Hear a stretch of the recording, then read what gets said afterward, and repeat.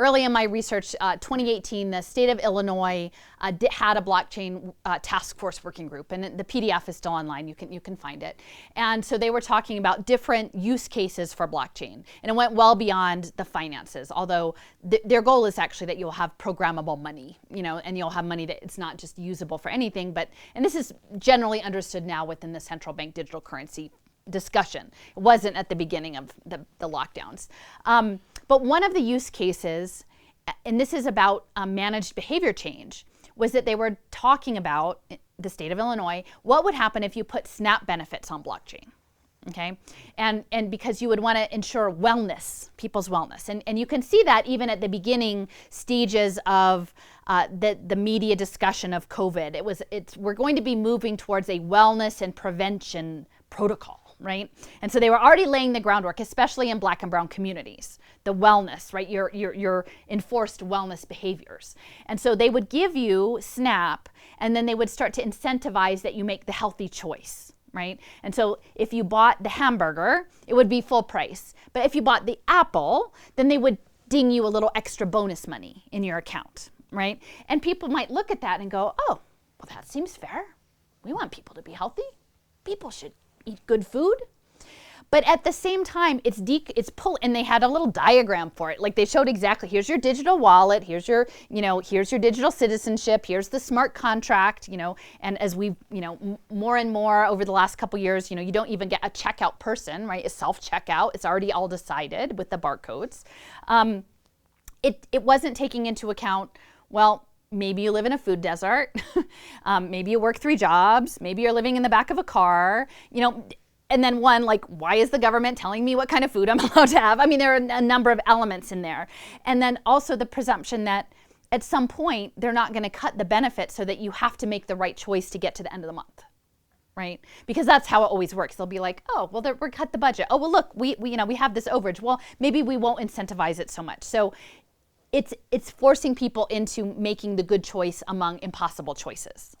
It's literally could be impossible. And so when I'm looking at that in terms of these smart contracts, and you're enforcing behaviors that are actually impossible within smart environments, and it's completely dehumanized because you don't have access. So this is going to be linked to what I call pay for success finance. And, I'm sort of your ambassador from the city of brotherly love to say that all is not right with, our understanding of democracy, because these things were coming out of Philadelphia and out of Wharton Business School and out of something called the Global Impact Investment Network, GIN, which is sort of like the genie, GIN. And that was set up under the Rockefeller Foundation in the lead up to the last global economic crash. And it was set up by Judith Rodin, who was the former president of University of Pennsylvania. And then she moved on to Rockefeller and got that all set up. And now she's moved on again, and there's a new head of Rockefeller. But she rolled all this out. And these impact metrics are connected to the United Nations Sustainable Development Goals. And again, I'm someone who, I like riding bikes. I like farmers markets. I like clean air. I like all these things superficially but they're going to be tied into financial markets that run on data and data analytics and smart environments. So in order to have a clean environment and solve poverty, we'll have to cover everything in smart dust and run it from space and engineer everyone's behavior. I mean, and then that's not okay. Right? And so the challenge is threading that needle. I would love to actually have some bike shares, but I would prefer that it not be linked to my digital identity. So, if I went up the hill on the way home or if I took the easy way around, right? And that's sort of where we're going. And you have to get in the mindset of how these people think. So the pay for success contracts are essentially linked to things like hunger, poverty, health, education. And what they will do is they will define an optimum behavior, and they will predictively profile you against all the ways you will be a burden on society.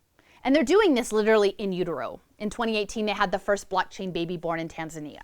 Okay, so they're tracking, they gave the baby a blockchain ID, they gave the mom a blockchain ID, they gave the hospital ID, and then they track the prenatal compliance. And again, I think women should have access to affordable prenatal care, right? But it should also be care that fits with their choice. And I think we all know that there's a lot of different approaches to the birth process now. And so a lot of this was in Africa and tied to global pharmaceutical companies, right? And so like then at the birth of that baby is already fixed with the score of the mother's compliance or non-compliance to that established protocol, right? Which again, may or may not be that person's choice, you know, and the same with education space, other things, right? Like we don't all have the same choices and we should not all be forced to. But this through line goes, okay, maybe this baby will be addicted or incarcerated or unemployed or have mental illness. And all those have assignments, like cost, like, oh, like we've heard for years and years, oh, it costs this much to house an incarcerated person, right? Oh, they decide it all by third grade test scores. All of this narrative has been in place for so long because now they're going to dial back the prison population in terms of creating an open air prison because they can just incarcerate you with your digital identity. So this is all, and all of it is tied into the smart contracts. The smart contract would be between the nurse practitioner who's doing your wellness appointment and linking it into your blockchain health record. Like all of these layers, and then your future rights and privileges may depend on something that like happened before you were born or something that happened to you 10 years ago that's already labeled you on a permanent distributed ledger that shapes how you can function in society with one another and with the built environment. Because now we're looking at geofencing, because some of these smart contracts are going to literally be run from outer space by satellites. And so when you, like Jason said, try to get the Uber, try to open the door, try to go to the grocery store, try to access the smart Internet of Things bike, it's all going to be predicated on what your contractual relationship is. And you may have 50 of them a day. And all of that data gets then fed back into your profile, right? Like, oh, you tried to rent the bike, but you knew you weren't allowed to rent the bike. So we check that. That's on your permanent record. You know, and it's very insidious because it's framed as liberation, right? It's framed as convenience. But all of the data is then fitted into your profile to say, okay, well, if you end up like with mental illness, like this is your past profile, and then it informs everything moving forward.